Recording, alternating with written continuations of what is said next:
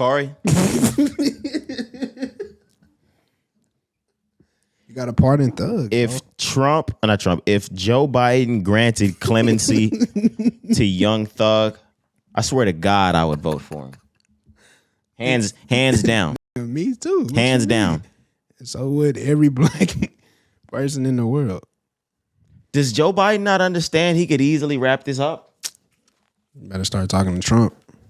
Yeah, like Trump really understood how to grease palms. Yeah, and the only reason why he didn't win, he just had so much other.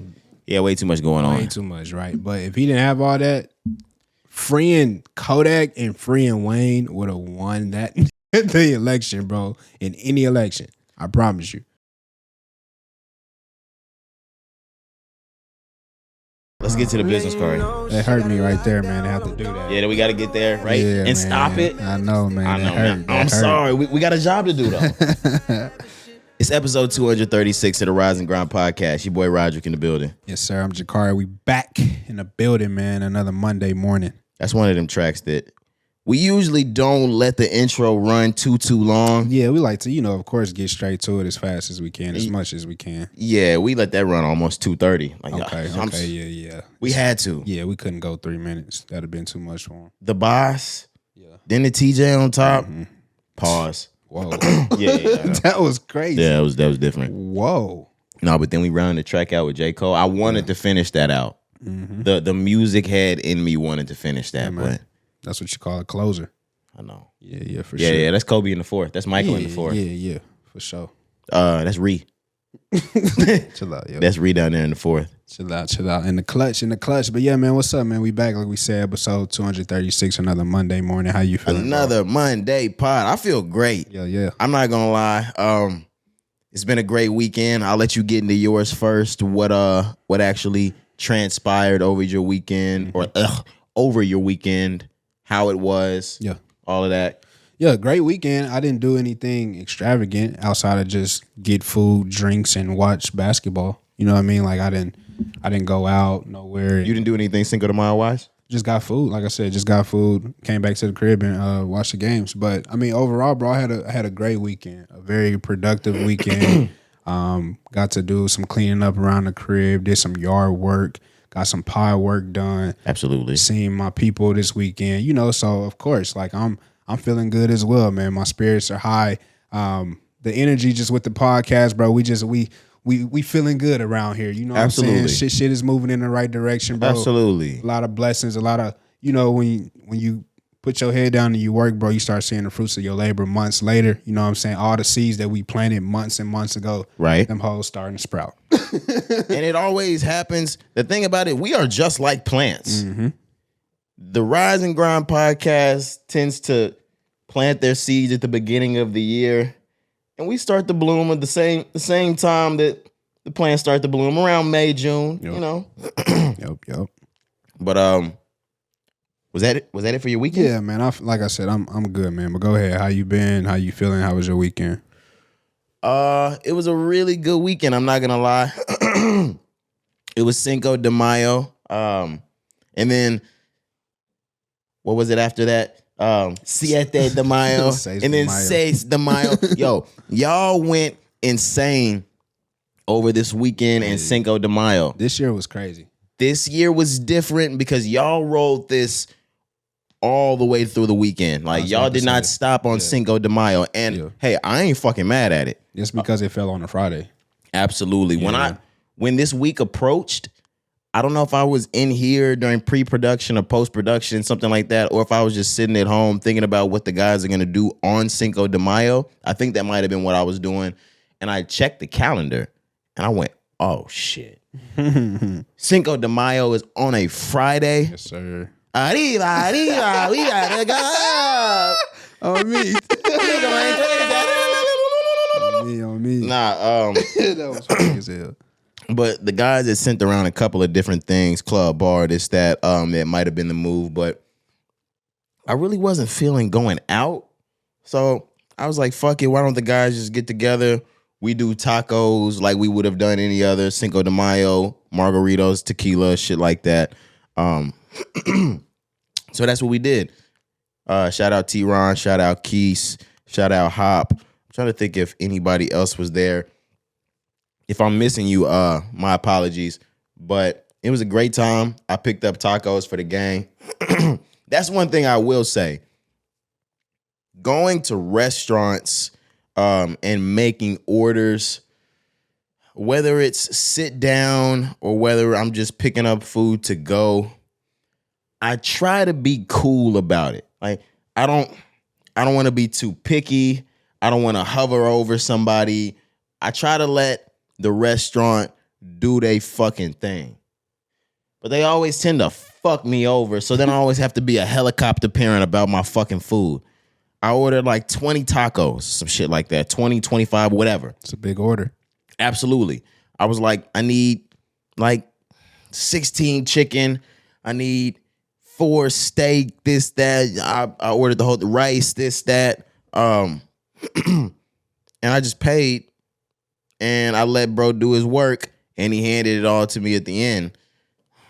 Supposed to have like somewhere between 20, 24 tacos. I pull up to the guys. We got 18. Damn, you didn't check it, bro. We splitting our 5 and 4 tacos into 3s and shit. Yeah, but once we bust open the liquor, like everything, it's a good time anyway. We took down a whole bottle of tequila type shit. Oh my God. Yeah. We was lit. It was a good time. That was Friday. Moved on to Saturday. We had pod work to get done.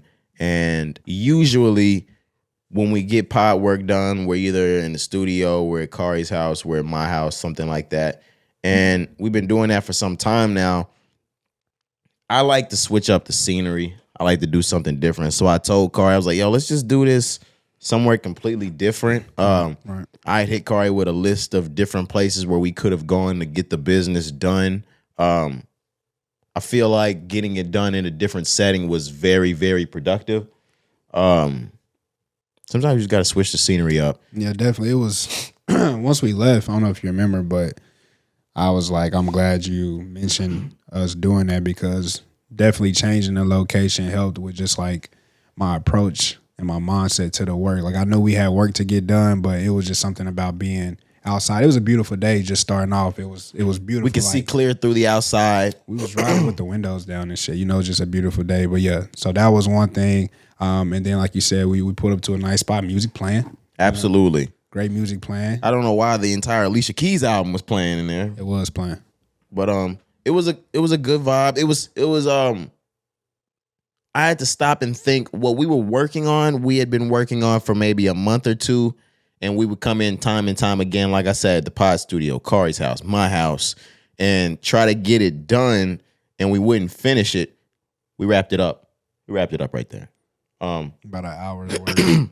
Yeah. An hour's time. And it was much easier than in these other spaces. Maybe we just more clear-headed, you know?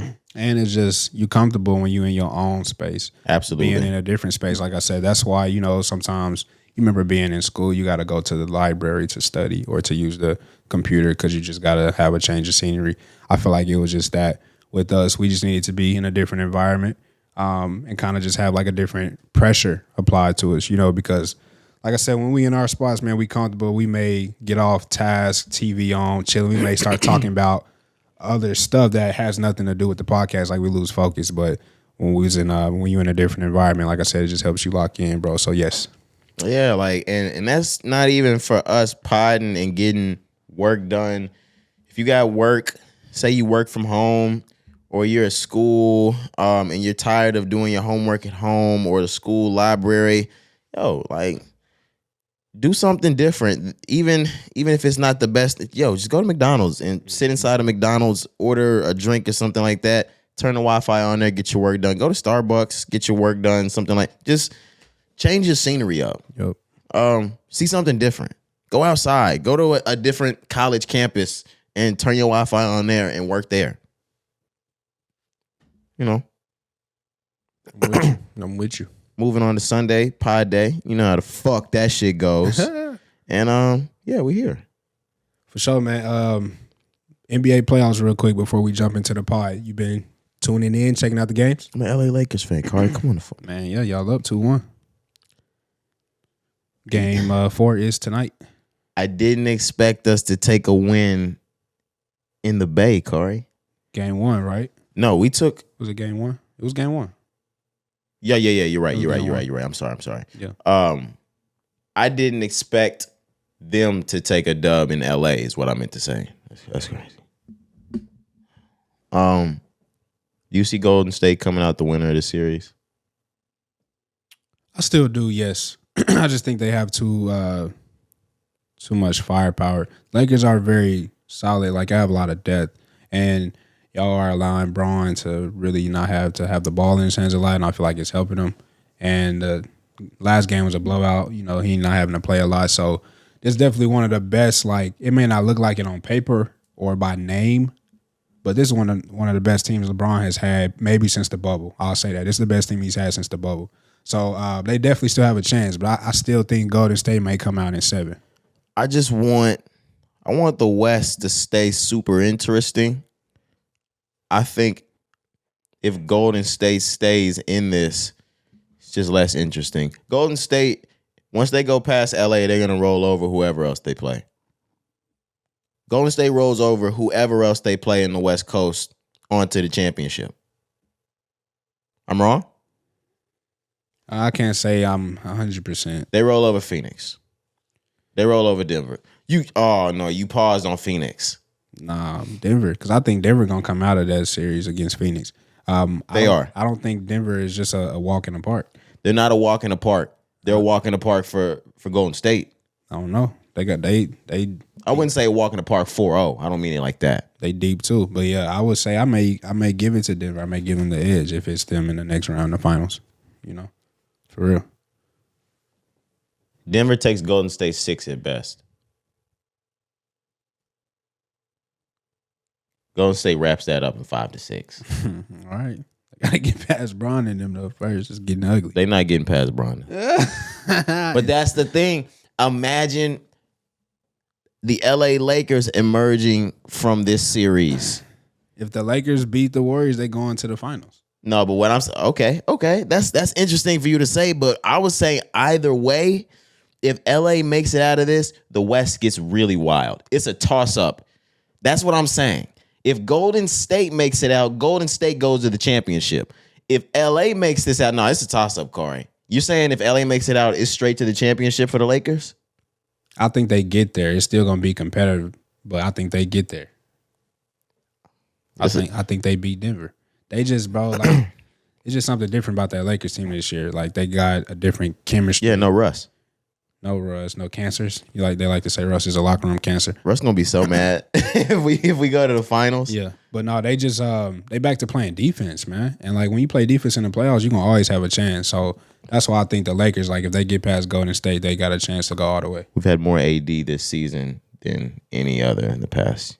He's playing good, even though he be inconsistent. He had a good game again, and y'all won. I said this at the start. You remember, if I go back, whatever episode it was, I said AD got to play good for the Lakers to win. I said that.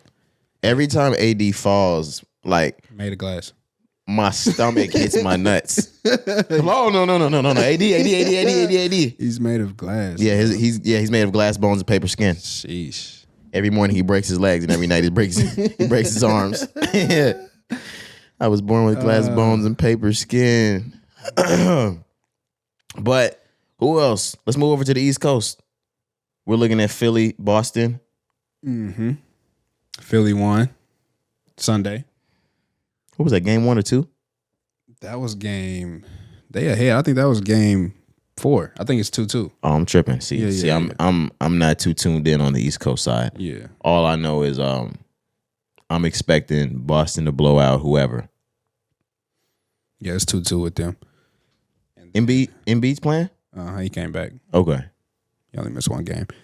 But yeah, I think Boston come out of that, and I think the Heat gonna beat the Knicks. They up 2-1. They play tonight as well. But definitely I see the Heat and the Celtics in the next round, the finals, and I think the Celtics get to the finals again on some redemption from last year. What I will say, the Knicks deserve a round of applause no matter what. Because the Knicks have been fucking ass Like I just needed them to get into the playoffs, like and make it past the first round. Right. Like just get there, but yeah, definitely make it past the first round. Like, but you know why, right? You talking about Brunson? Yes. Yeah. Because the Dallas Mavericks are stupid, Yep. and we tend to let go of what makes us great all the time. Every time. And we let go of Brunson, and now he's over there fucking shining like ants' earrings in ATL. No, you're the one that's shining. Yo, how did you think of that? Cause that's the fuck Brunson's up there doing. This nigga had like 40. Yeah, for sure. It's Um, gonna be interesting to see that though. We don't get him back.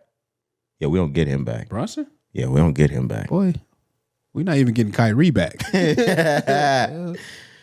I think Kyrie's staying. Let me tell y'all now. Don't even get your hopes up. If he stay, I'll eat my words. But Kyrie don't want to be here.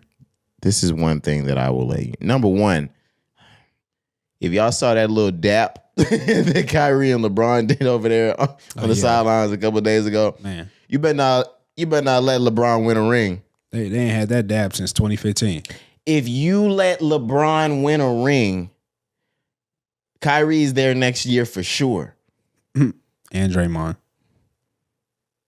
Nah. Me as a Laker fan, Draymond Green. Me as a Laker fan and a Kobe fan through and through, that means I've been a Laker fan since I've been alive. Not only would Kobe be disgusted by the shit that's going on in LA, like he would be happy with LeBron being here, but everything else that's going on with the trading in and out of LA, he'd be fucking disgusted. Russ in the LA, he would have not had it. He wouldn't have okayed it. Never. Yeah, Russ, that trade would have never went through. That would have never happened. Would have vetoed that bitch like David Stern. Oh, no. Don't piss me off, Corey. Don't piss me off. That's a sore spot right there. Yeah. CP3, Powell, and Kobe. Ooh. You dick. Still got 2 out of it, though. Or y'all already had the 2 at that point. Is that what it was? They was trying to bring CP3 over there. They blocked it. To get more at that point? Had they already won at that point, or was they trying to win? It was 2011 or 12. Yeah, he was 5 rings in at that point. Already won them. Okay, got you. So they was still trying to go for it. Yo, they fucked. Yo, Chris Paul, he might have got the brunt forever. Yeah. He got bad luck, man. Some people just have bad luck. Charles Barkley, another one. But a lot of people, man, like, I know we going on a sports tangent, but imagine playing in the 90s, bro, playing in Jordan's era, like, all those great players, like, you just wasn't going to win. It's the same thing in the NFL with Brady. Like, nigga, no matter how great you were, you knew you weren't going to win. But, Kari, the thing about it is, all them niggas won except for Charles. You saying that, like, you can't win? Pat Ewing got him one. But they all won when Jordan wasn't there. If you look when Kenny won, they won in the years that Jordan left the game. You talking about, okay. Now, Ewing, I'm not sure when Ewing won. I can't some of them was, But it was before, like, Pat Jordan, Ewing and John Starks was spanking shit while Jordan was in the league. Okay, but once Jordan got over the hump and then he went undefeated is what I'm saying. So, like, he never lost. But when Kenny won, they won, like, 91, 92. They won, like, back-to-back. Jordan was out the league on some shit. No, I'm just thinking like... not 91, 92. It was late. From 90s. 84 on, the Pistons was spanking shit on Mike. Portland spanked shit on Mike. Mm-hmm. New York spanked shit on Mike. Detroit spanked shit on Mike. It was over. It was too late for Charles. Yeah, one shot. He got there. But even when it wasn't on Mike, like... He could have still got busy. Like, Charles just had bad luck like Chris Paul. That's the point of it. You let Utah, like, spank you, nigga? Yeah. If I'm Charles, like, them niggas not going crazy on me. Bro, it's John Stockton and Karl Malone. What are you talking about? I know. Like, I'm not letting no raper go crazy on me like that. Yo. You had a baby with a 13-year-old. I would have been dunking on that nigga. Fuck out of here, Karl Malone. Oh, my goodness. I just touched magic with his hand, nigga. The fuck? Every time I shook good game with Karl Malone, I let him know I just touched Magic Johnson. Bro, you almost took this nigga powers like on Space Jam.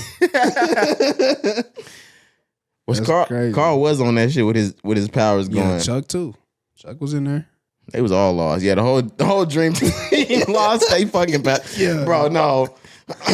Imagine getting spanked by 102 by the dream team and then watching them lose all their powers to worms. Hell nah. I wouldn't even watch Space Jam if I was a nigga from another country that played in the Olympics. Yeah, I'd have been mad. That's a slap in my face to me. Like, y'all beat me by 140 and then got y'all power took by bucks. I was gonna say, then they made a movie out of it. It's really a mockery. Mm-hmm. Why you think they hate us? Like the country.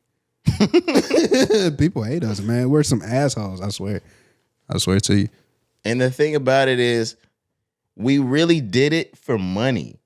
All right, right before we go in all the music and shit, we were losing ratings and shit like that. Niggas and players, he was losing respect. Nobody even wanted to play in the Olympics anymore because we wouldn't win. We went over there for ratings and just to show them niggas we could kick everybody's ass. We beat everybody by like 140. Yep. We can't do that these days though, because I'm overseas niggas. It's crazy. Can we get into the music, bro? Let's do it, man. Who we got up first? Pussy is so dry right now. I'm sorry, pussies. What we got first, man? You hear me kiss? Right. You hear me kiss the pussies? Oh, no, I didn't hear that. My fault. My fault. That was me apologizing for drying him up. Hope that did it. Yep. I'm like, ew, get the fuck over. Let's start with albums, EPs. Call the fireman, she a hot girl. Put her out. Just broke a sweat in this bitch. Get a towel. Stop. DaBaby is back, man. He dropped a 3-track EP. Yep. Call the fireman. Call the fireman. She a hot girl. Put her out. I just broke a sweat in this bitch. Get a towel. You can do it again. I'm sorry. After I told you to stop. For weeks and weeks, though, I've been looking at DaBaby promote a new track. It was obviously called the Fireman, put her out, some shit like that. Until we found out it was actually called Call the Fireman. It was a TikTok song, obviously. High energy, supposed to be a twerk song. I don't know how to dance but can lean and make the ghetto bitches put their hands on their knees. As a joke, I've been playing this song around Cari nonstop for probably the last week and a half. But to be completely honest, it's stuck in my head now. It's doing exactly what it's supposed to do. Yeah. It's the reason why he made it. And we can get more into that. But like you mentioned, I agree. It's a trendy song. DaBaby, we know what has happened to his career. At one point, he was the highest, one of the biggest, most marketable artists in the game. He hit that downfall, and now he's trying to make his way back to the top. He's trying to climb. So this is the way to do it. You have to come out with something that's trendy, that's a hit, like you said, that's twerking, and something that you can use on TikTok. So that's exactly what this song is to me. And I apologize. The song is called Shake Sum. The actual EP is called Call the Fireman, but the song is called Shake Sum. Right. But yeah, I still don't like the song. You said that you were playing it for almost 2 weeks now. Out of the 3 songs, it's my least favorite. I get it. I understand why DaBaby does it, why he has to push that song, because the other 2 songs are so much better. And if he wasn't going through this situation where he was trying to market himself to be back on top so much, they just hit. He could have led with one of them other ones. They would just hit. Right. He could have just led with that, but he has to lead with Shake Some, which I don't like it, but I understand. But the other songs, like you mentioned, Ghetto Girls earlier, that one has a sample from the Cash Money song Project. Yeah. Amazing, bro. I really enjoy that song. And then track number 3, Selling Crack with Offset. Amazing. Like 2 great, really good songs. And it sucks that now the males, we're going to listen to this and go, damn, DaBaby snapped on this. But DaBaby's core audience are the ladies. And if he can't score that, it's up. And he's not, it doesn't seem like he's winning that female audience back anytime soon, Cari. But before we get into that, what I will say is all 3 of those tracks, like you said, or all 3 of the tracks are good. But Ghetto Girls and Selling Crack, Ghetto Girls being the Project Girl, Project Bitch sample, and Selling Crack being the Offset feature, amazing. Just like you said, they're great tracks. The niggas are good. He's a great rapper. We've always said that. We've always said that. Yeah. And can't take that away from him. He got the look, and he's got the proof in the pudding with the music. He just took a very turbulent fall. He's trying to gain the women back. Mm-hmm. Even one of these songs, I think he said something about he's trying to gain his fiends back. He said that? Yeah. You know women though, man. Take time, man. Women, y'all stubborn. You know what I'm saying? You know, it's going to take some time. He's going to have to make some more songs, but he's trying. He's trying, but good luck to DaBaby, man. We seen him on The Shop as well. He's trying everything. What do you say? The line in Selling Crack, if you can hear, gotta win back my junkies, I'm making music like I'm selling crack. That's what he mean. He gotta win his junkies back. Fans. Yeah. Okay. But like you said, he did make an appearance on Mav Carter and LeBron James' The Shop. I don't think LeBron was on that episode because LeBron said, there's no way you're gonna ruin my image and I'm gonna sit next to you. Yep. But I'll give you the platform to get what you need to get out. They did talk about the 2021 scandal that actually was the result of his fall. Mm-hmm. He talked about how he would have done things so much differently to let people know that's not his character. But in that, I'm going to need to watch the entire thing because during that clip, he said a lot without saying anything. Yeah, and I need to see like the context of the question, make sure, you know, things ain't edited, things like that. But yeah, I mean, you want to believe him, but going back to the situation and when it happened, he doubled down and tripled down on so much that he said it's hard to believe somebody when they say that really ain't me or I didn't mean it. When you had, because he said one thing he wished he would do is like go back and like really just apologize right off the bat. You had multiple opportunities to do that. Opportunities to do that. That's what I'm saying. You are correct. So, you know, but of course, I don't want to judge either because I haven't seen the entire thing. I have only just seen that clip, but that was like one thing that I was like, okay. That is a mistake that DaBaby made back then. He completely underestimated the people against him, or he completely overestimated his fan base. Yeah. He thought that there was nothing he could do to get his fans to leave his side.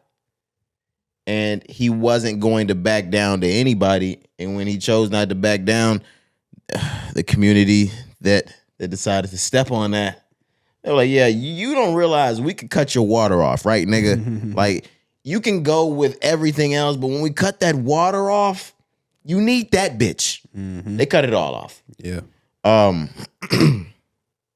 He's struggling for it back. To be completely honest, DaBaby's gonna get that back one day. Y'all know, right?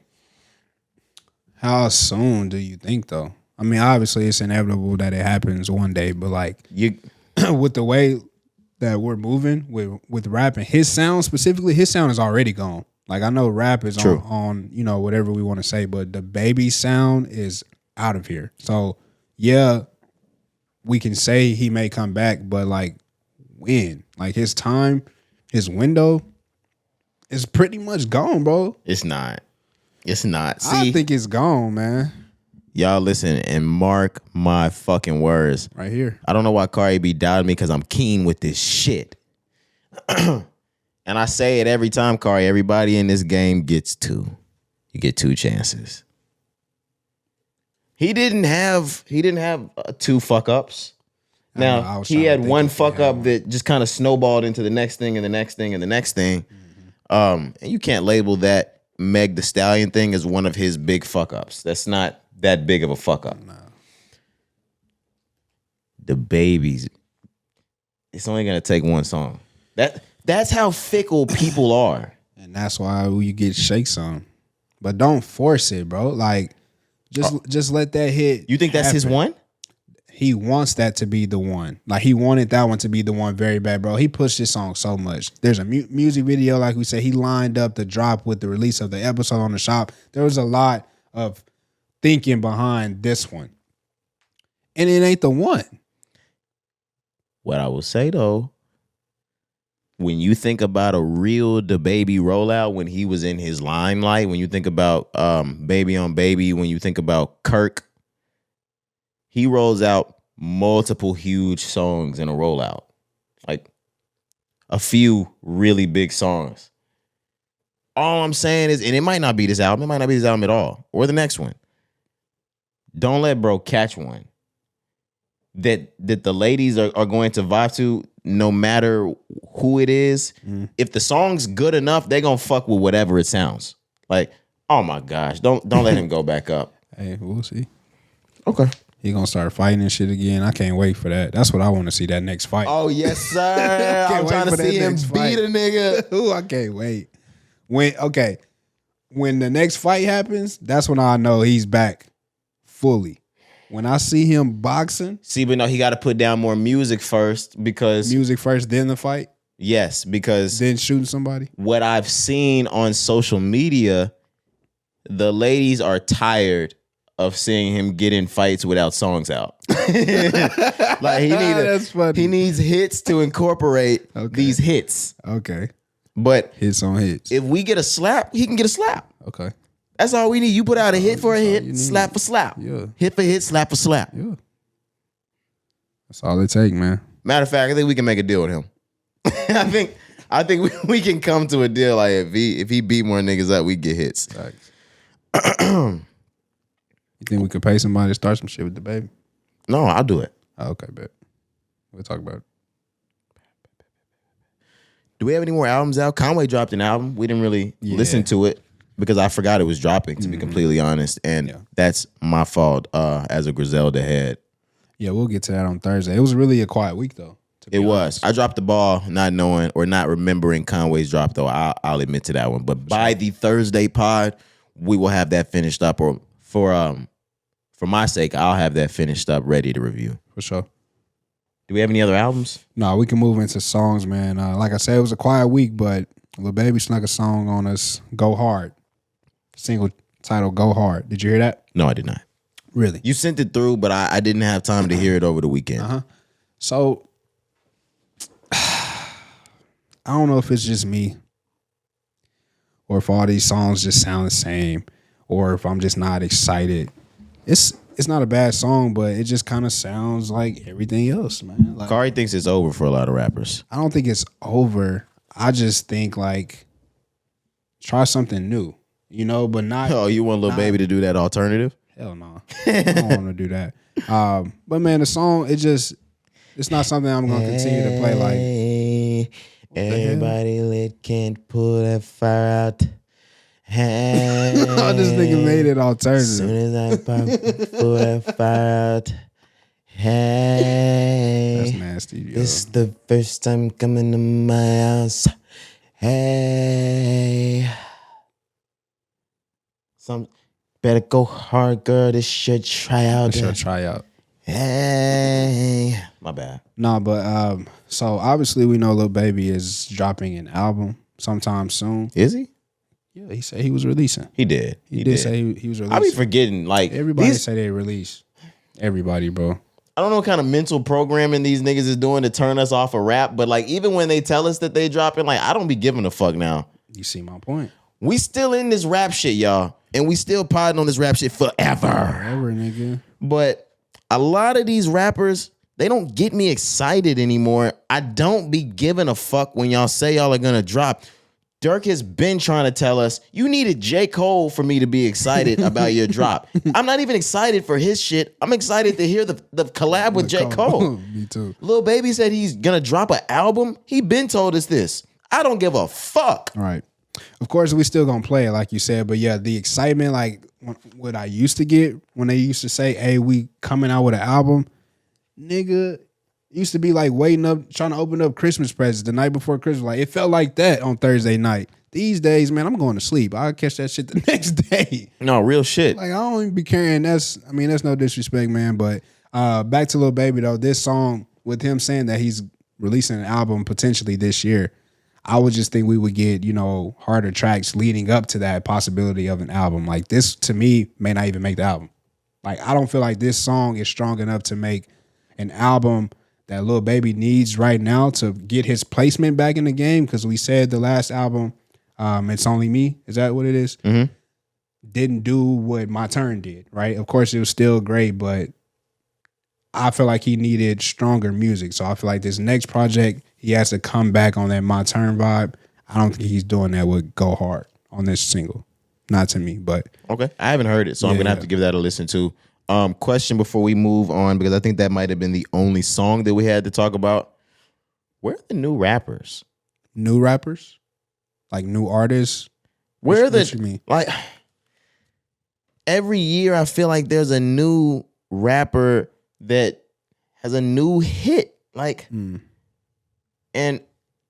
I'm trying to think back years and years. Like 2019, like we had DaBaby drop Suge, and we watched one of these rappers turn into one of the biggest we've seen. Where are the new niggas? Ain't no new niggas, man. There's no new stars, like no new blow up. Not this year. Not right now. It's summer. Who got the song of the summer to you right now?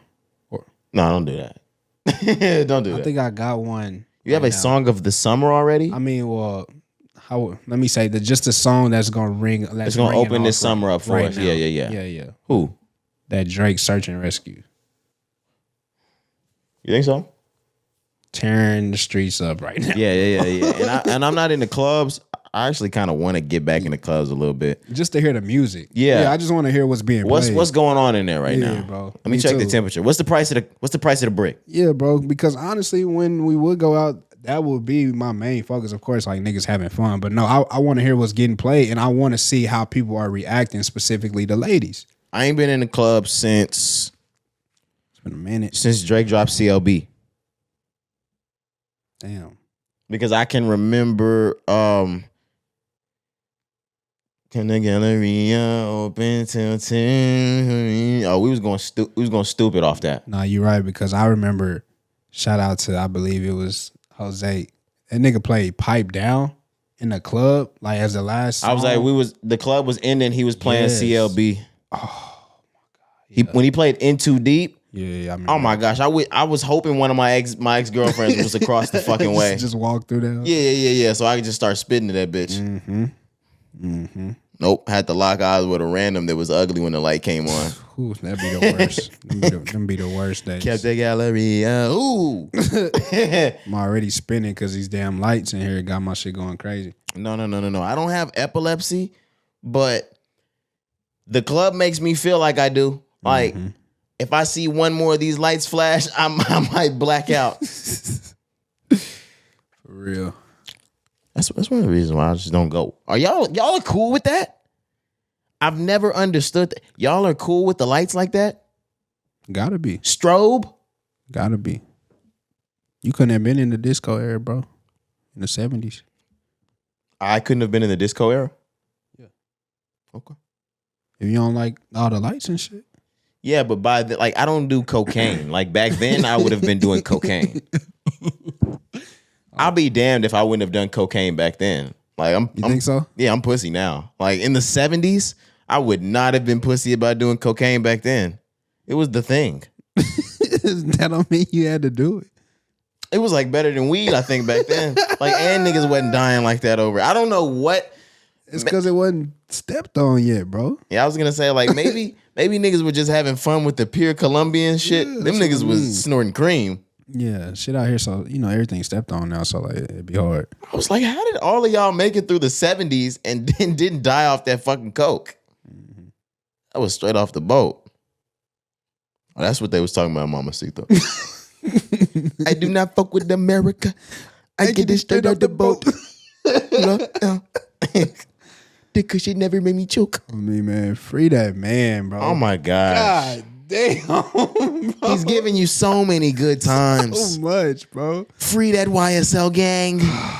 No, it's not a gang. Oh, fuck. Oh, shit, I just made it worse. Damn it. Are we ready to get in the news? Yeah, let's move on, man. Are we ready to try to get people excited about Lil Durk's album again, Corey? I guess, like you said, we just talked about the only reason why we were excited is because the song with J. Cole is up and coming. But he did release or did announce that the album is coming out this week, Friday. If you aren't excited about this album yet, you better get fucking excited because it's coming out Friday. What are we expecting? Oh man. Because even the cover of this album, It's different. it started to speak to what we were talking about last pod, Cari. What was that? He's approaching this a little different. What do you think? I don't know what to think. I don't know, man. I just that's why I tried to just give you the no, question. it's like half me like I don't know and like half like I don't want to talk shit because they shoot niggas. Yeah, and the album is titled Almost Healed. So I just want to ask the question, like, what do you mean by that? And are we talking about healed in your relationship, or are we talking about, like you said, on murders? Are you almost healed from all them bodies that you allege? Or is this India? I'm just talking, bro, but I don't know what to expect, man. I'm going to get honest. And it's going to start touching the same shit that I touched last pod. Okay. I feel like he's really like chasing NBA YoungBoy. Really? Think the beef got to him that much? But Durk is much older than NBA YoungBoy, correct? Yeah, correct. Why are we just now moving towards the healing phases in the raps now? The growing up in the raps now. The ending the beefs now. Like he kept saying he wasn't gonna diss the dead forever and ever and ever. Every album, and he continued to do it, but he's healing now. He's what we like to call a late bloomer. Yeah, he was 4 feet in 8th grade.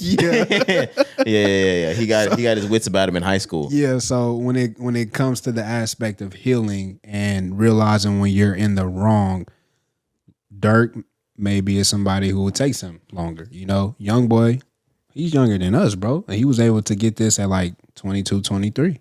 Durk, I believe, is closer, maybe in his 30s at this point now. Just a late bloomer.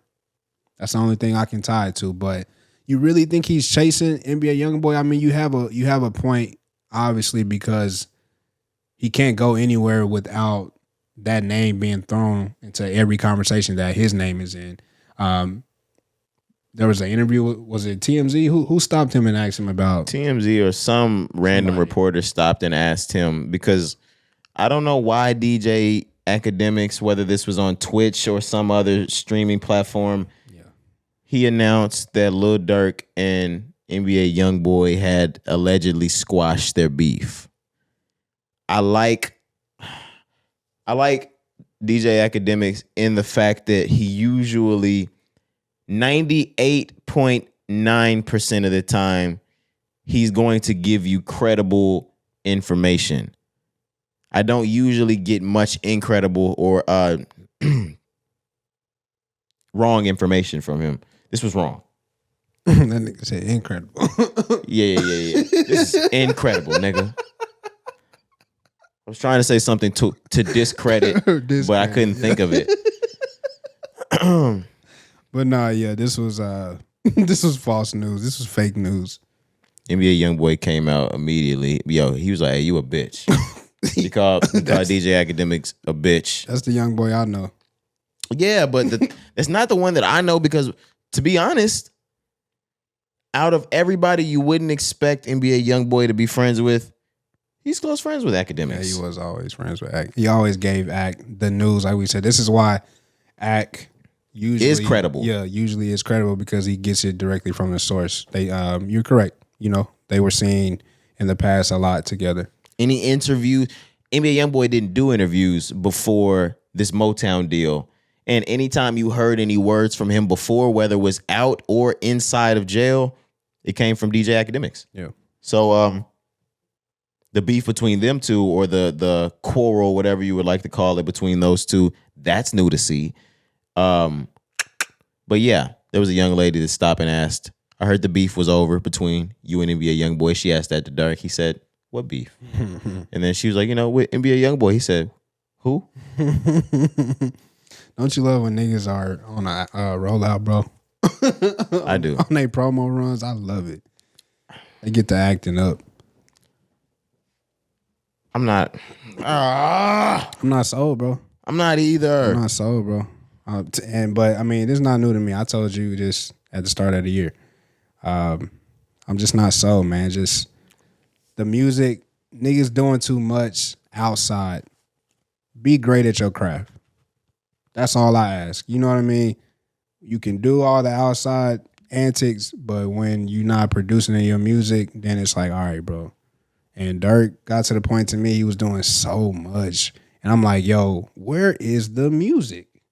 You know? And now we getting the music, but like you said, he hasn't done anything up to this point but give us a preview with J. Cole, and then you announce the album. I'm still not sold. We'll see. We'll see. We'll see. Cari, do you know the only album that I am truly, truly excited for this year? What's that? You just take a wild guess. Do you even know if it's coming out yet, or is just you think it's coming out? Oh, it's coming out. Who I'm missing? Set. Oh, yeah. Offset is the only album, and I don't know if I feel that way, I can't be the only one that feels that way. There's nobody that excites me right now that I'm thinking like, oh my gosh, if he decides an album's on the way, he's really going to shake shit up. I can't wait to hear this. If he says one's coming out, that means something. And also back to what you mentioned not too long ago, I know Offset is not a new artist, but as far as solo career, he's a newer solo artist. So you talked about something new, something exciting. That is another reason could be why you're super excited to hear Offset, because he's only put out one album. And we've talked about, that album was really just like a test to see if they could do this. They didn't have a proper rollout. Album cover was horrible. So now it's like, okay, you did that. Now let's see if you learn from your mistakes and see how you roll this one out. So I can understand why you excited about Offset. I mean, myself, outside of J. Cole just, rumored to come out, I don't have anybody that I'm just like eager, like, bro, I gotta hear it. Like, no. I just hear it when they get here. You think we get a Kanye album this year? I don't know. I know you may have different opinions about that, but no. I literally just asked because that's probably the first time music-wise I've uttered Kanye's name all year. We haven't uttered Kanye's name as it pertains to him being in the booth unless we heard a Lucy, and we really don't talk about those because we know they're not coming out. Right. Everything's been outside the music. Kanye's just so disaligned from the DSPs that I can't even see them putting his shit out even if he begged them. Yeah. For real, bro. We need that Jay-Z album, I'm trying to tell you. Oh, we need that throne. We do.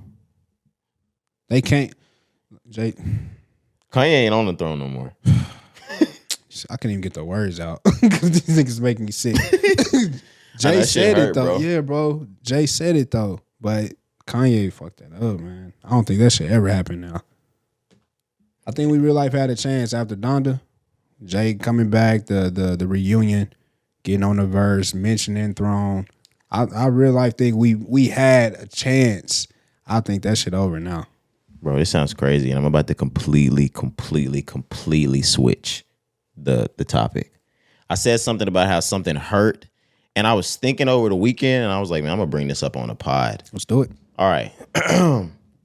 You're 26, I'm 25. We're headed towards our 10-year class reunion, right?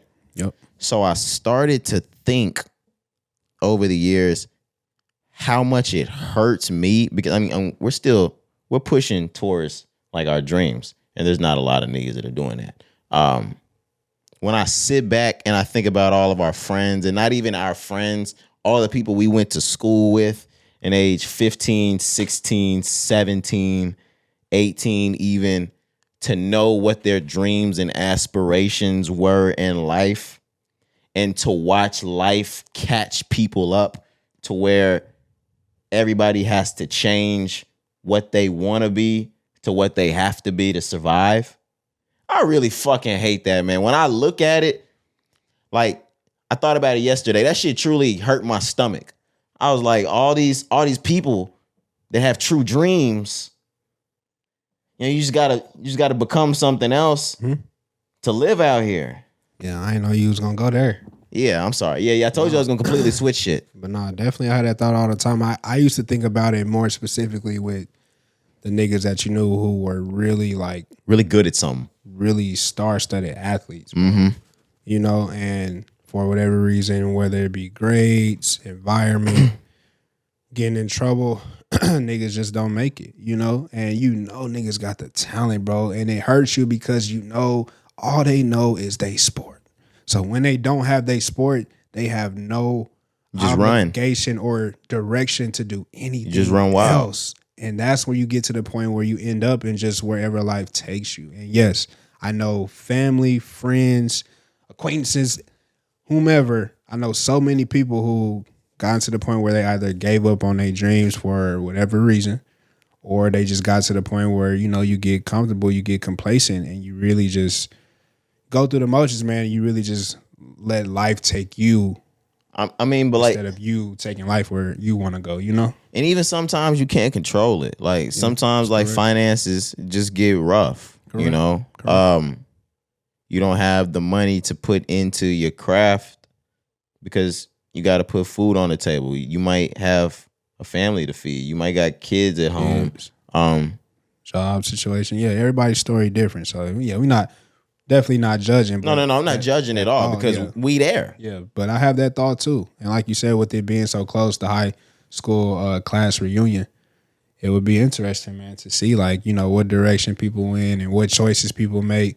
And look, I'm finna get even more deeper, man. My pops used to tell me this all the time as a kid, and it never really hit me until I got older, until I became 26. He used to always tell me as a kid, like the choices or decisions that you make now, man, like they shaping your life years ahead, and you don't even know. And I like that shit used to he used to say it all the time, and I'd be like, what?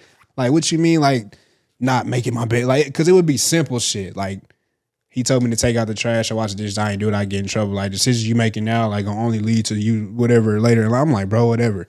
Nah, bro. Like, it's decisions that I made as a kid, as a teenager, in school and college that have shaped my entire life.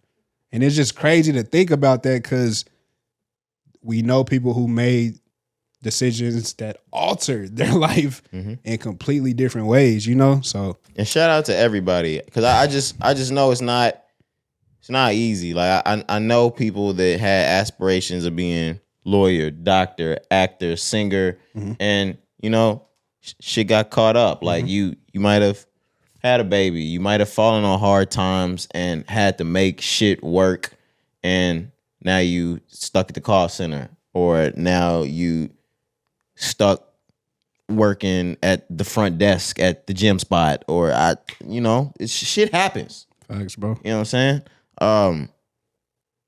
That shit just, I couldn't stop thinking about it, bro, because that shit actually hurt. Because we still pushing towards our dreams, and it's fortunate that we're still able to do that shit. Absolutely, bro. It's not a day that I don't thank God for this. Absolutely. That I'm not grateful for this. Thank you, God. Every day. But yeah, man, we gonna step on y'all ass at that 10-year class reunion, you puss ass bitches. Dab. Oh, but man. Yeah. You going to the reunion? Yeah, I got to. He said he got to. Yeah. I know, yeah. You have a legal obligation. So, yeah. But no, I can't not step with the bros. You feel me? That's crazy to think that. Yeah. Niggas been out of school 10 years. Yeah. We old, bro. Nah, man. We old, bro. Nothing like that. You ready to move on? I'm sorry I had to take that there. Nah, I appreciated that. No, for real. Yeah, let's move on, though. Yeah, let's talk about some other best friends that might not be best friends the way we thought they were. Usher and Chris Brown reportedly got into a fight over this Weeknd card. What the fuck? Man, so, we talked about how great our weekends were. Yeah. I don't know if Usher and Chris Brown really had a great weekend. Usher looked like he had a great weekend. He did. We'll get Chris Brown looked like he had a terrible weekend. Yeah, Chris Brown's weekend started off great. So over the weekend, Usher threw was it a celebration party for Chris Brown, if I'm not mistaken? He threw a party for Chris Brown, a birthday party. His birthday is Cinco de Mayo. Yes. Right. So this was Friday. So yes, Usher throws Chris Brown a birthday celebration party because they're out in Vegas doing the Lovers and Friends festival. That is correct. But anyways, so yes, he throws him a party somewhere along the night. There's drinks, whatever involved. And reportedly there's an altercation between Chris Brown and Usher that becomes physical. And there's punches thrown. I know they said Usher was even like leaking bloody nose, I think is what they said. So yeah, it was very, very, very interesting to read this, bro. It almost hurt. I'm not gonna lie. I didn't hear anything about the Usher leaking a bloody nose. All right, yeah, let me see if I can find it. I may be making that up. Don't do that shit to Usher, man. Because Usher posted a video today from Lovers and Friends with his whole face. He looked like there were no scratches, bruises, not a mark on his face from the fight. Apparently, he said something crazy to Tiana Taylor. Usher wasn't having what he said to Tiana Taylor. Chris says something even crazier to Chris. He calls him a coward for not, taking his side, and he walks out. Usher storms after him. It all goes left. Mm-hmm. We were just talking a week ago, or I was just watching Usher a week ago on an interview talking about how they were going to line that verses up. For real. How he couldn't wait to finally line that up one day. And how it was going to be one of the biggest things ever when they did it. To be completely honest, I was on the fence this entire time wondering, is 2023 a promo run for Usher to drop a new album? Or is this Usher promo running to finally meet Chris Brown for a versus? I couldn't tell. I can't tell if this is promo right now. That would be crazy. I didn't think of that till right now. Because Usher was on a promo run for an album. I was thinking that because we got that song Glue. Me too. We got everything that he did with the Tiny Desk and everything that came after that, the skate party. So I definitely was thinking he was about to drop an album. This being a part of the album rollout, possibly, I didn't think of that till right now. Come on now. We literally talked 20 minutes ago about how DaBaby promos his shit with fights. Yeah. We talked about how DaBaby's core audience is the ladies. True. How different are DaBaby and Usher, Cari? All we need, Usher just needs to put a nigga down in Walmart. Facts. Or at his crib. Shit, Baby said it don't matter. Okay, he didn't kill him. He shot that nigga up. Gun smoke around here. But man, whether or not that is promo or not, still reading all of the headlines in the news, it was definitely some news that you just didn't want to hear. And I'll focus on Chris Brown more specifically because it's not the first time that we've heard these stories where he's getting into it with people, and it's always allegedly him starting it. So it just poses the question, like, is Chris Brown the problem at this point? Has he always been the problem? Well, we know for sure in past times there have been issues where Chris Brown has been the aggressor or the antagonist, aka the problem. But since maybe 2013 or 14, we've really seen a calm in Chris Brown. We've seen a chill in Chris Brown. We've seen him really depart from the actions that the former Chris Brown was, which is why I give people the room to break themselves of the shell and be a new person. Mm-hmm. We saw a new Chris Brown. Post children, absolutely. Until you poke the bear. Yeah, you got his ass riled up. Yeah. I don't know what the fuck Tiana Taylor said or him, and this is not Tiana Taylor's fault. I'm not saying that. I don't know whose fault it is. I wasn't there. But whatever was said, yeah, it got him lit. He went up there over it. Or maybe he was just, it was his birthday. He may have been off some drink, just feeling himself. He was definitely off some drink. And just got carried away. That's what I'm hoping. And what made me believe that even more is because reading the story, like we said, Usher was trying to de-escalate the situation is what they were saying. Like, I'm thinking if it was really beef, right, you're not running after him to de-escalate. You're running after him to beat his ass. Well, I think that's why Usher was running after him. What you mean? To beat his ass. They say he was trying to de-escalate. Nah, fuck that. Nah, I'm just such a big Usher fan. My nigga Usher wanted the smoke. Hell no, yeah. I'm done with that fucking cricket. Drop them damn crickets on there. Drop crickets on their ass. That's nasty. That's funny. Drop crickets on their ass. Nah, bro. It's not like a cricket. Yeah. Yeah, I just couldn't think of anything just else. like one. Chris, please don't tell me Chris and them got down on Usher and beat his ass for real though. Yeah, you want to know why, man? Because we need to settle this once and for all. Who's the fucking king of R&B? Oh, is that what that was? That's all this is about. I mean, Frank Ocean posed that question to Chris Brown about 10 years ago. Yeah. It ended the exact same way. Forrest. You know, I'm talking about, you remember when Chris Brown pulled up to that stool? Yeah. Yeah, That's what I'm saying, because his boyfriend at that time was named Forrest. Oh, yes, sir. He got that in. Yeah. And then after that, no, I was saying Chris Brown and Frank got that in. Yeah. And then after that, Frank and Forrest went and got that in. Yeah. But yeah, I remember that, man. Did they make it to the parking lot? Is that what it was? They fought in the parking lot? Yeah, they got it parking. I said they got it parking. They got it popping in the parking lot. Popping in the parking lot. There were so many videos over that shit. Yeah, that was funny. Did we ever see real footage from that? Nah, never. Okay. Never. But yeah. I believe that this happened. Me too. I don't think this is promo. I think this is real life. It's gonna be used as promo maybe now. I was about to say it's promo for sure. But I don't But it happened. Yeah, I don't think the intention was at the beginning. I don't think this was made up. It happened, like you said. Like this is real. But of course now they're gonna capitalize off it. It kind of worked out with the next day, Saturday being the festival. Like you said, Usher went live, showed his face, said we still here, we ready to have a great time, and Chris Brown still performed. So I mean, everything looked okay.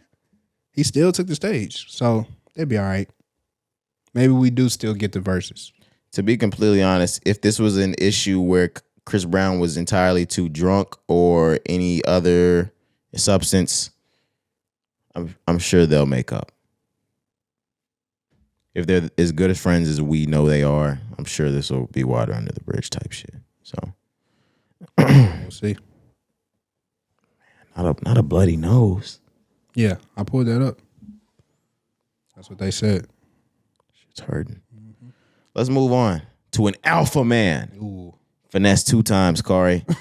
So I guess Finesse 2 times was he was feeling under the weather. He was a little sick, but he had a show to do still. But you know, that doesn't mean you can't still go and make that back end. Okay. He just doesn't have to go. Tell me more. He can tap his brother that looks kind of like him, not really at all. No, they kind of favor. The fuck out of here. A little bit. And put on a shiesty and my chains and do my show for me. That's correct. So allegedly over the weekend, Finesse 2 times had a show in a different city. I don't know what city this was that he was performing at. I'll get that for you. He had his brother put Huntsville, Alabama. They were doing a show. Oh, that's all white niggas. They would have known. White people and bumpkins. Shout out to the Huntsville, Alabama audience that's listening. We love y'all country ass. Chill out. But apparently he sent his brother to Huntsville, Alabama because either he was feeling under the weather or didn't want to go. I don't know the case. Maybe he double booked. Yeah. Maybe he was supposed to be in Miami, Florida that night. Right. Maybe it was like a kid's birthday. Mm-hmm. He had a date with a girl. He was just busy being an alpha man. Right. Yeah. You know? So he sent his brother. His brother did the show. Rocked that bitch out for him. Right. Chains on, mask on, mic on. Yeah, hell of a stunt double. Absolutely. Mm-hmm. This is a crime. This is a crime. He went and took a page out of Akon's book when Akon used to do that shit with his brother. Right. That was way before social media and it wasn't proven. Mm-hmm. Yeah, he just told that story. He could have been making it up. We never know. This is a fucking crime. I want my money back. Now, I don't know how they're going to be able to confirm that wasn't him under the mask, but if someone can confirm that was not finessed 2 times under that mask, I definitely want my fucking money back from the promoters or from the venue, should I say? For sure, absolutely, yeah. If I attended, I would want the same, but it didn't look like him to me. It looked like the brother. It didn't look like finesse 2 times at all. It looked just like the brother. His brother's a different complexion than him. Mean. Like he needed his like mouth covered up some more. Absolutely, you could still see, like, bro, you're lighter. He needed your brother. You know that mask Kanye used? Oh yeah, yeah. That's what he needs. Yeah, that would have been so much smarter, bro. Just use the whole face. Stupid. You don't even have to be good anymore. Like, you don't even have to be smart. Why they didn't do that? You wouldn't even be talking. I take that back. This. You do have to be smart. I guess at least to a certain degree. Mm-hmm. Yeah, we wouldn't even have to talk about this. I'm sure, of course, he could have sounded enough like his brother. Oh, well, guys. I actually, now that we've gone into this, I don't fucking want to talk about this anymore. I'm angered now. This is foolish. This is idiocracy. This is a crime. Idiocracy. Yeah. Let's move on to some legends. Missy Elliott, DJ Kool Herc, even more because we've got some legends to list have officially been chosen to be inducted in the 2023 Rock and Roll Hall of Fame, Cari. Yes, sir. It's been a long time coming for some of these people. Yeah, it's amazing, man. DJ Kool Herc is just now being inducted to the Rock and Roll Hall of Fame, Cari. Yep. He started rap. Yep. He started rap, Cari. Mm-hmm. The genre, guys. The entire bitch. All right, so I'm gonna get into everybody from the hip hop, R&B, soul space, just so we know. The inductees are finalized in the performer category. We've got Missy Elliott and we've got the Spinners. That's crazy. I'm sure y'all know Sheryl Crow. I'm sure y'all know George Michael. I know y'all know Willie Nelson's weed smoking ass. Y'all know Rage Against the Machine. When we talk about the Musical Influence Award, we got DJ Kool Herc. Come on now. You gotta give it up for It's that, about man. fucking time, man. Give it up. Give it the fuck up, man. Where the fuck would any of us be without DJ Kool Herc? What would we be talking about? I wouldn't be sitting here podding. That's crazy. That we don't. I don't even. DJ Kool Herc could walk past me and I don't know what he looks like, but I have to take my hat off because we wouldn't be here without that nigga. Mm-hmm. Musical Excellence Award. Shaka fucking Khan. Man. That just goes to show, guys, if you sing well enough, it doesn't matter how much cocaine you snort.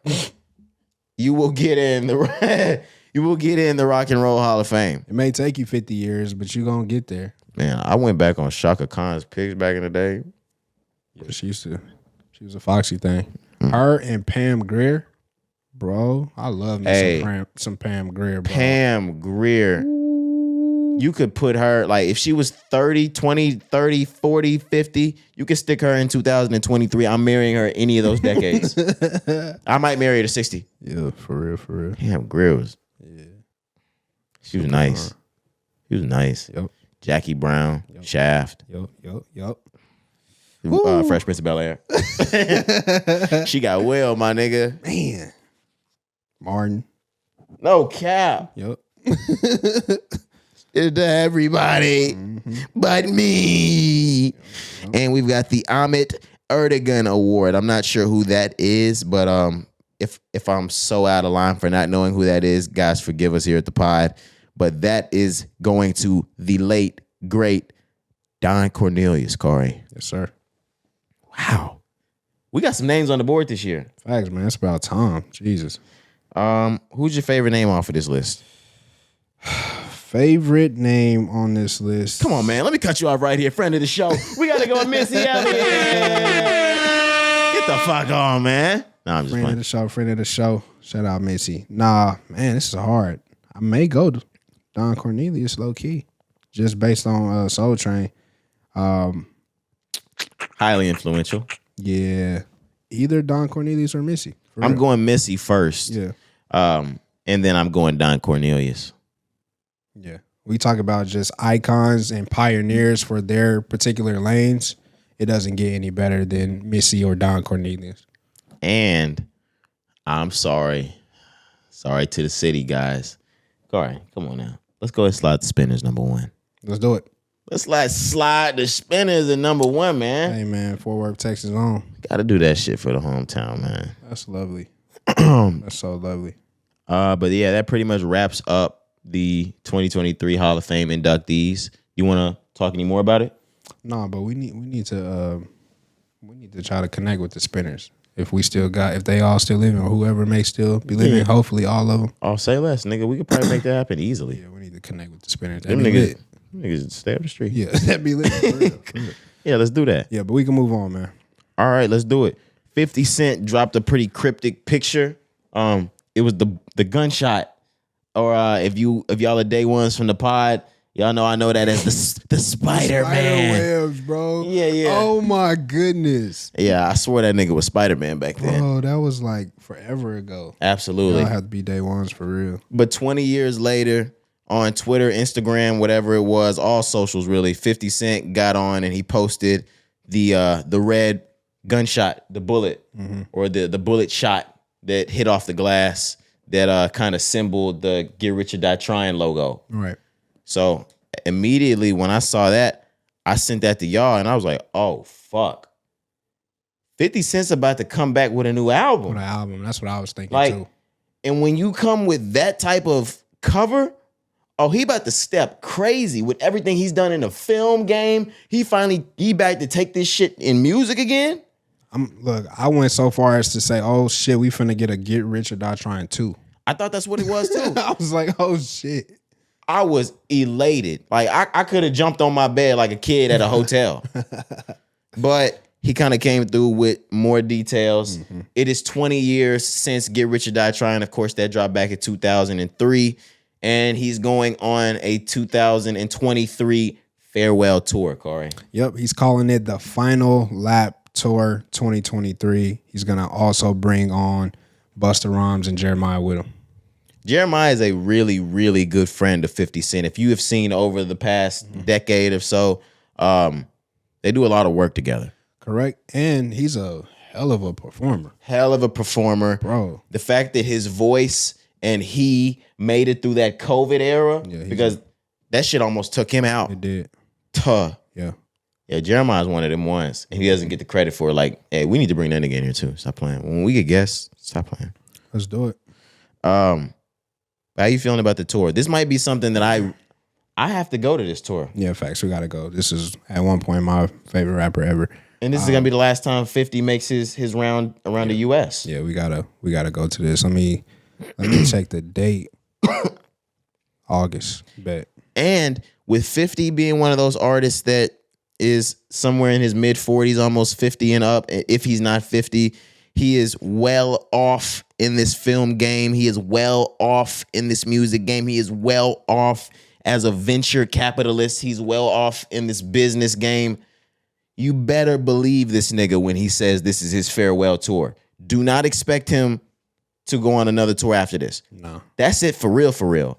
And the fact that this is a world tour, that lets you know even more. Expect him to wrap it up for the world tour. He's staying put. I was about to say, he's going all across the globe. So, of course, North America, but he's going to touch Europe, Toronto, Amsterdam, Paris, Oslo. He's going everywhere, bro. This is amazing. So you asked me how I feel about it. This is how you're supposed to go out with everything that he's done in his career since the start, the ups and the downs, all the hardships that bro overcome. This is how you're supposed to go out. So I'm excited for 50 Cent. Artists don't really get to do this on a stage this big, usually. Niggas normally don't even get a farewell tour, but to do it and go all across the world, bro, that's big time. So I'm happy for 50 Cent, and I hope that this is successful, and I hope he puts on the show, and we definitely should try to go in August. For sure. Another reason why I think that we need to go to this, because it's going to be your last time seeing 50 Cent, is because he's so immersed in the film culture that he has no time for this music shit.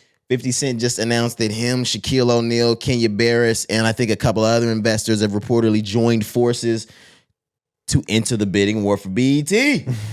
So not only is Tyler Perry over there on his side trying to make sure he seals up BET, Diddy's over on his respective side trying to make sure he seals up BET. There are other investors that are trying to make sure they seal up BET. And just now, 50 Cent, Shaquille O'Neal, Kenya Barris are in the bidding war as well. According to TMZ, all of these people were seen outside of Paramount's New York offices discussing the possibility of buying the network. They allegedly partnered with Shaq's CVC investment company to make an offer. Barris is also one of BET's minority stakeholders. At this point, man, I just want to see somebody get it. I don't care because they all black. They are black, so I don't care, Yeah. but I do care. I'm going to tell you who I really wanted it to go to more. Tyler, yes, just because I know we said he already was in-house. He's well acquainted with BET already. He already has the relationships and things like that.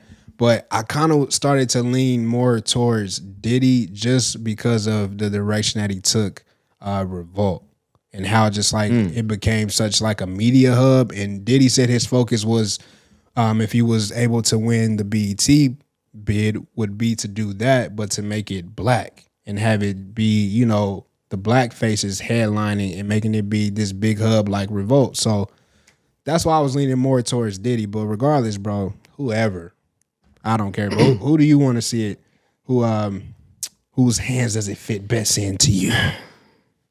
Well, it depends on what you're looking for out of BET. Overall, what I will say, 50 Cent, Shaquille O'Neal, and Kenya Barris get this done the best. Because between 50 Cent and Kenya Barris, you get a workload of comedy. You get incredible film work. Kenya Barris is behind Black AF that's on Netflix. He's behind Grownish. He's behind Blackish. He's behind, He was behind You People. Yes. Every ish that you've seen on ABC, he created that show, Black AF, a multitude of different shows on Netflix. You People, just like you said, that had Jonah Hill, Lauren London, Eddie Murphy, Nia Long, that just dropped later last year. I think film will be in great hands. I think with 50 Cent's mind in film, we're going to have a great drama side. I think we're going to have a great comedy and comedic relief side with Kenya Barris. I believe 50 Cent knows what needs to be implemented for music to stay up on BET. I think Shaq is funding the money, and he's gonna funnel what might need to take care of sports. So overall, these three take care of it. If you want to see the most of music come back from BET, Diddy takes care of this. If you want to see strictly film, Tyler Perry. Yeah, that makes sense. So the three, you get it all instead of having one sole focus. That's what you're kind of saying there. 50 Shaq and Kenya Barris are going to get this. The money alone is going to take this over. I mean, we're talking about 2 billionaires and then 3 that make a billionaire. Yeah. Or make a billionaire and some, because when we get 50 and Shaq together, that's a lot. Kenya Barris too, that's heavy. $1 million. Do you want to see more of the music come back to BET, or do you want to see great film? Music. That's why I was leaning more towards Diddy as well. Just what we've seen Revolt do. I just want to bring back like that feel of watching music videos and music interviews and behind the scenes. And can they do it though? Making the band, making the whatever they come up with. I don't know, man, because today I don't watch enough TV to know like how reality TV is going. Like what is the main focus? Like what is selling right now?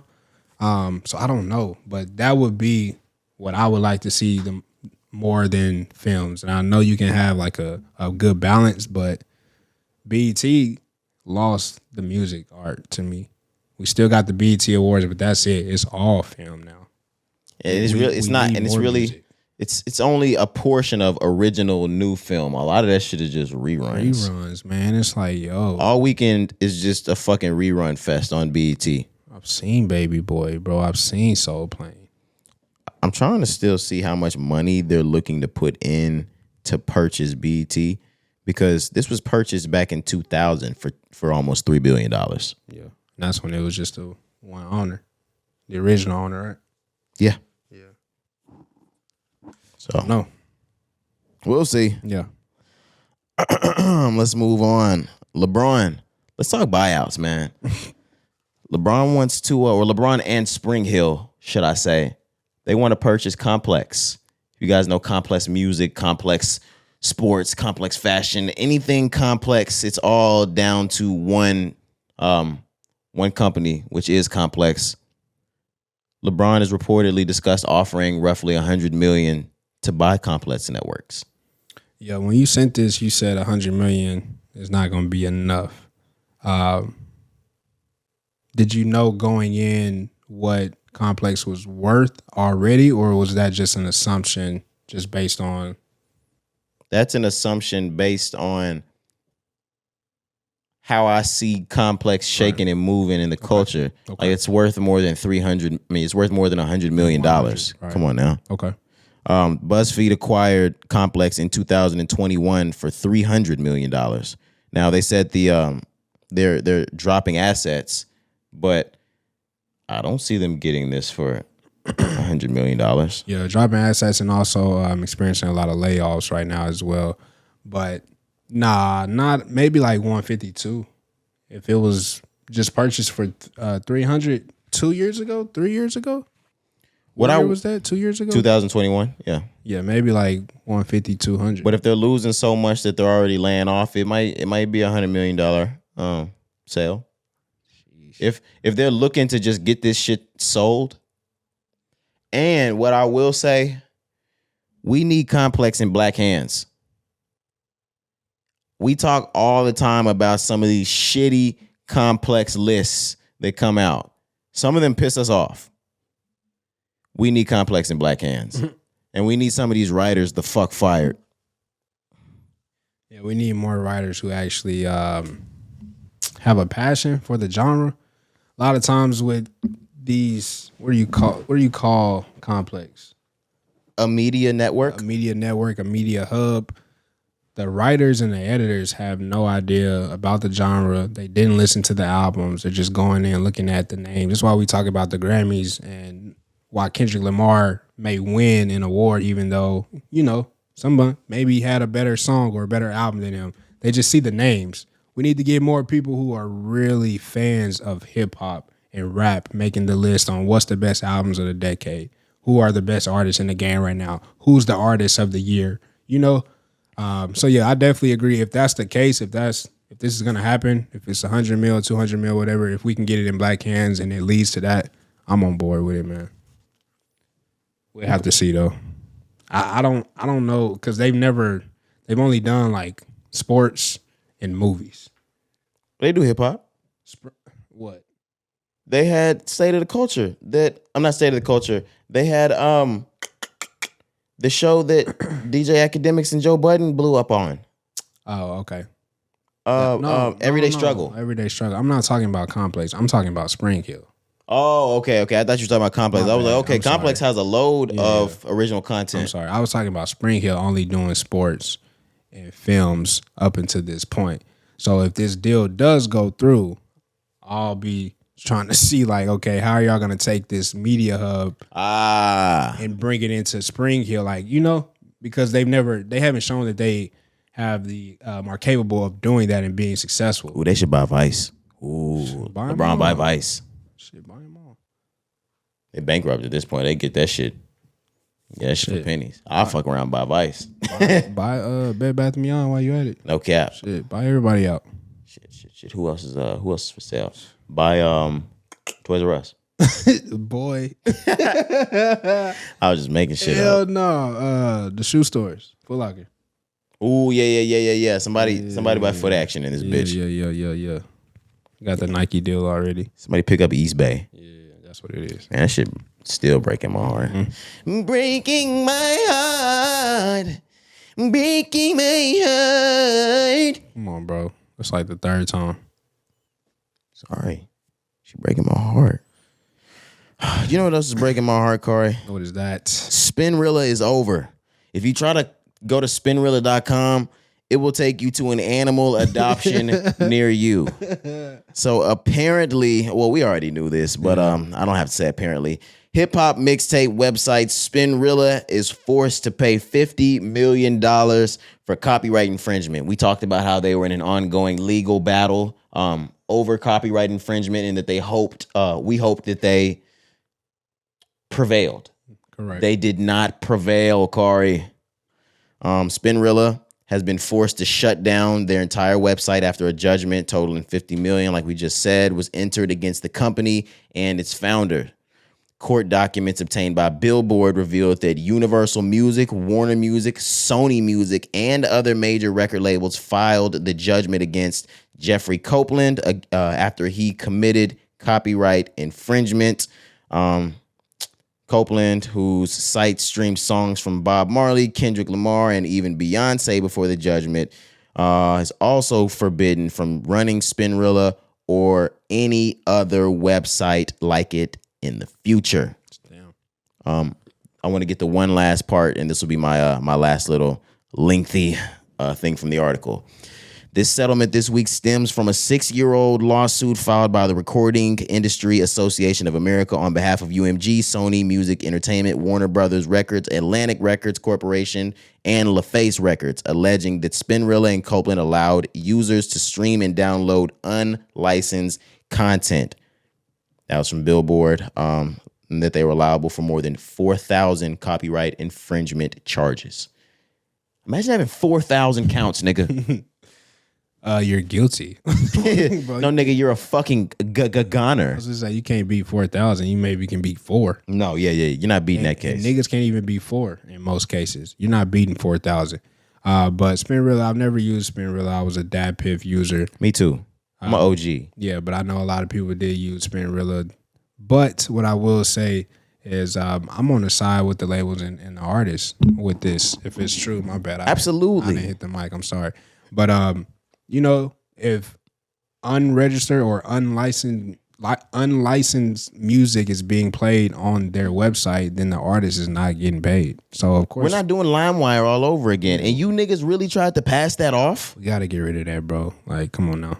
This is not a 09 anymore. I was gonna say it's not even a conversation or a discussion that needs to be had. They were required to transfer their website domain registration to the property of the record companies. And that's why when we click on the link, it goes to the nearest animal shelter. And yeah, that's because even the record companies are so fucking disgusted with Spinrilla, they don't want to use it. They could bring it back if they wanted to, and them niggas don't. They don't. Right. Fuck Spinrilla is what they saying. That's tough. Kevin Lyles and them niggas over there spitting on that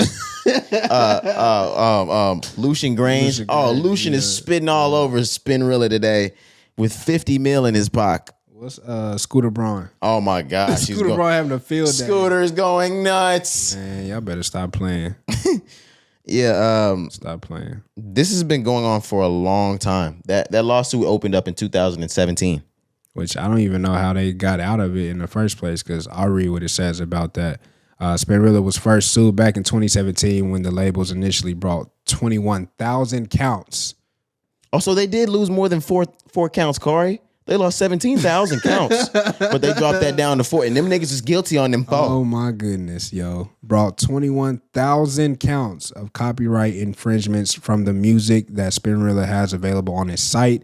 It claimed Kanye West, Kendrick Lamar, and Beyonce are among those that have been featured without receiving compensation for their work. You can't do that, bro. Simple as that.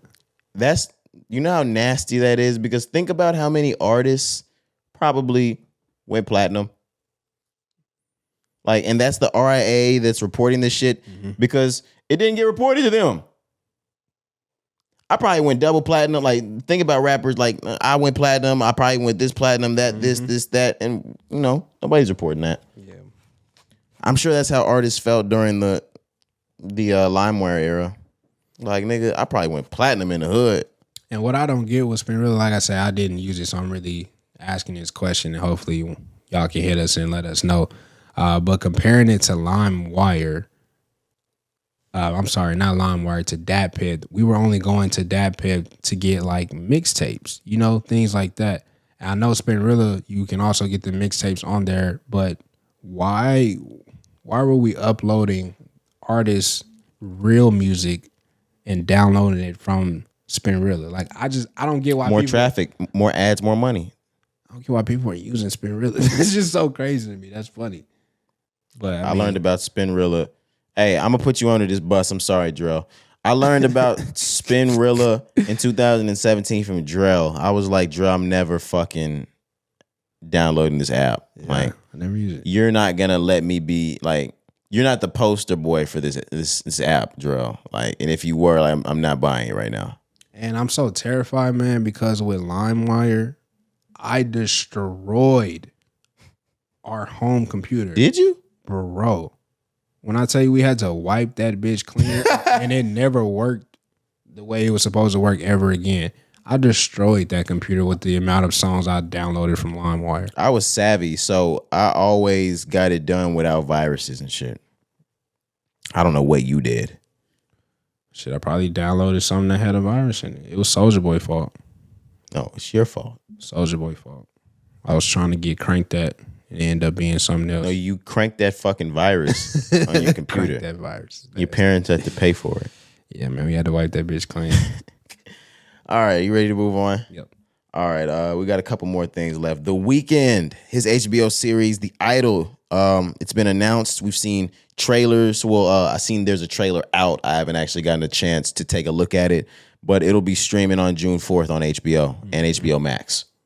Yeah, it looks like the character is damn near himself. It is. I mean, like, he looks like he's gonna be playing. It just looks like it fits Abel. Yeah, I was gonna say Abel from a teenage years, but no, it looks like it's gonna be cool. I'm excited to see just how much cocaine he's gonna do. Absolutely. The entire series. That's the only reason why I want to watch. I want to see cocaine, LSD, but I want to see like mounds, Tony Montana mounds of cocaine, and I don't want powdered sugar.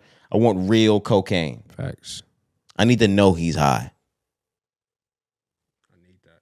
But do you have info on the show? Mm-hmm. A little synopsis here. It says the idol focuses on an aspiring pop idol who, after having a nervous breakdown that causes her last tour to be canceled, resolves to claim her title as the sexiest pop star in America and begins a complex relationship with The Weeknd, the character that he's playing, and the head of a contemporary cult.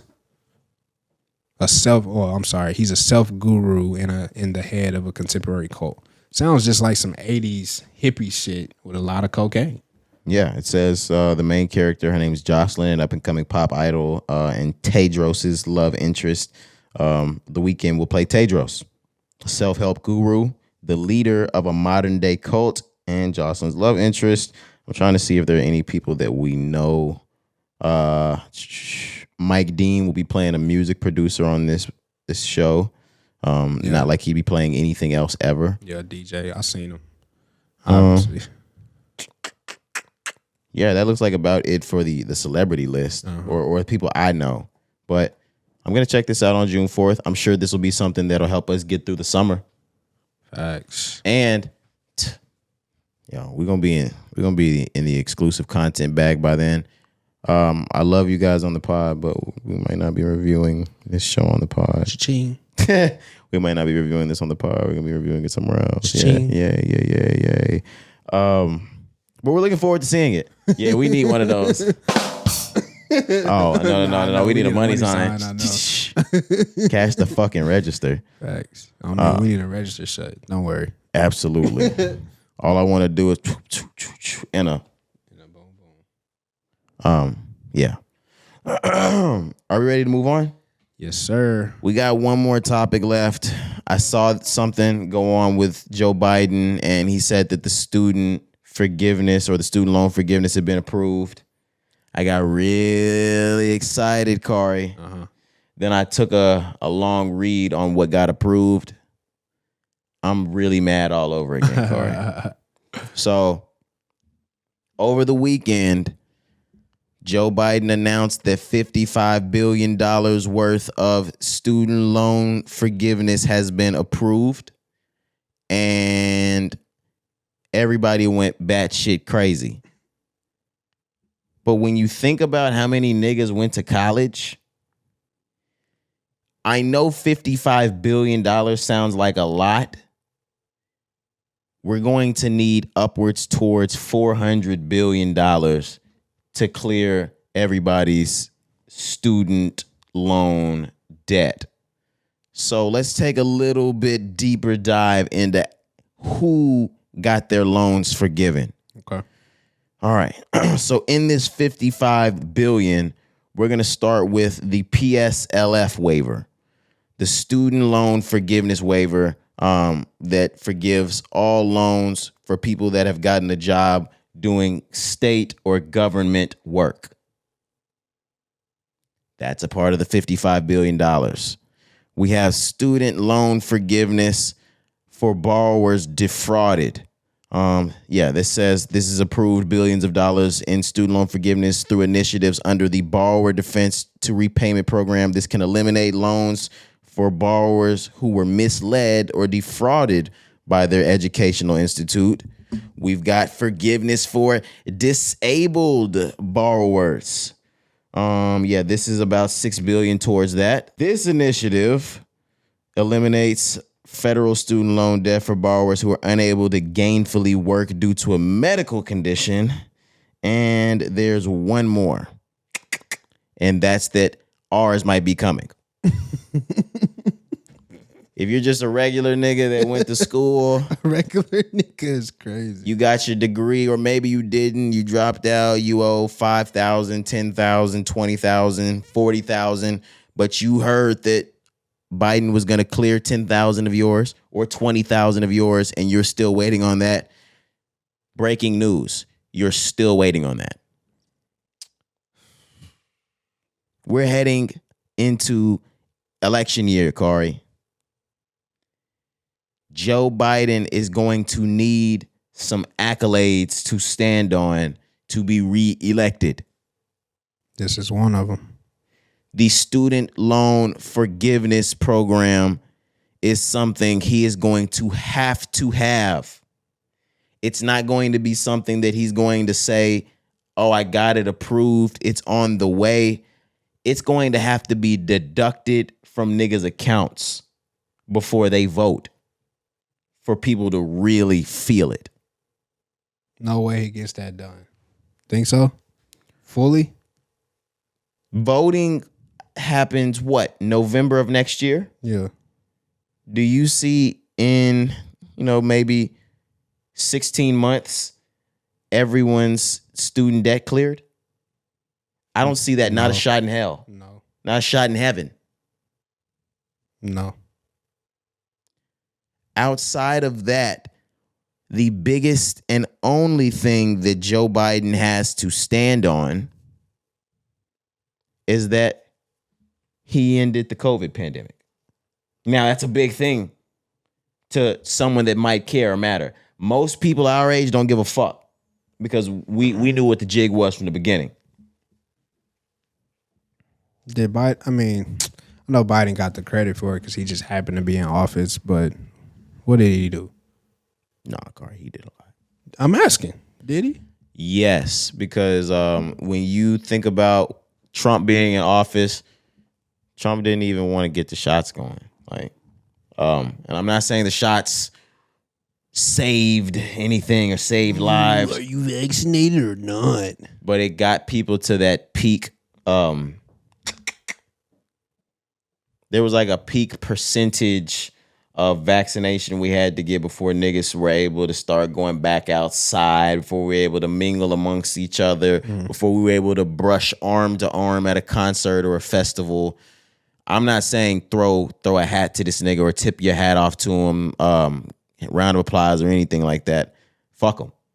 But that's what he's going to have to rest on. But he would like a couple more things to rest on. And if he gets the student loan forgiveness, he'll have a leg in this fight. I agree. Without it, you're gonna have to get that whoever the Republican candidate is going to be. They're gonna get him in there. Without it, he don't really stand a chance in my opinion. He doesn't stand a chance without it, especially if the Republican candidate is not Trump and he's young. Correct. Ooh, shit, y'all don't want that Republican candidate to be young. Facts, because Biden is 80 years old, man. It's Man, crazy. he on your ass if he's young. And then another thing, Biden, one of the reasons why Biden won office, obviously, a lot of people voted record numbers, but Obama. Also, and because he was Obama's vice president. Right. And which was leading to my next point. Oh, okay. He was able to win a lot of the black vote, right? This time around, No, Biden sir. hasn't done anything to win the black vote. So, No chicken and waffles in Southern California. So look, that's gonna make a big difference, man, in the next election. But you know what he got to do? He got to take that Trump route and free Thug. Cari? You got to pardon Thug. If if Joe Biden granted clemency to young Thug, I swear to God, I would vote for him. Hands down. Nigga, me too. What Hands you down. mean? So would every black person in the world. Does Joe Biden not understand he could easily wrap this up? You better start talking to Trump. Yeah, like Trump really understood how to grease palms. Yeah, and the only reason why he didn't win, he just had so much other, Yeah, way too much going on. way too much, right? But if he didn't have all that, freeing Kodak and freeing Wayne would have won that the election, bro. In any election, I promise you. There were two things that fucked Trump. The first was the impeach. When he was impeached, that fucked Trump. And he even had the chance to kind of turn the impeachment around, but COVID immediately hit. Yep. Then he took the DaBaby route.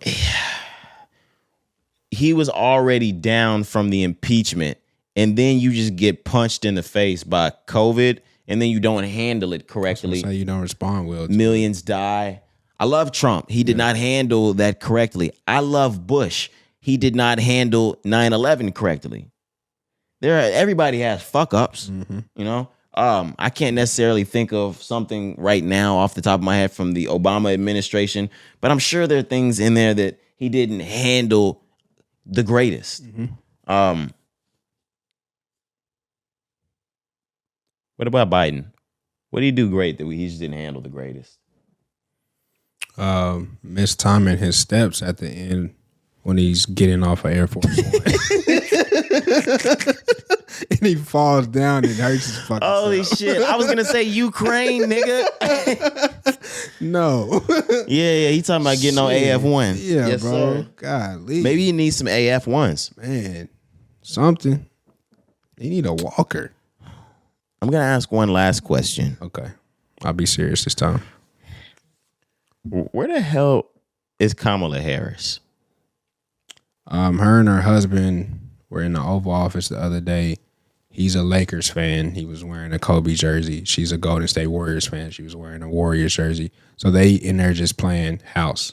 They just playing. Dang, that bitch dress chilling. up. Yeah, playing dress up and shit. Because I haven't heard from her all fucking year. She be doing talk shows and shit though. She and that bitch like the admin assistant.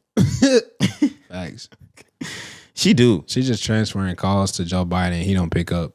Joe, you got to call on line 1. Yeah, she's his assistant. Must be nice. Did she run for president soon?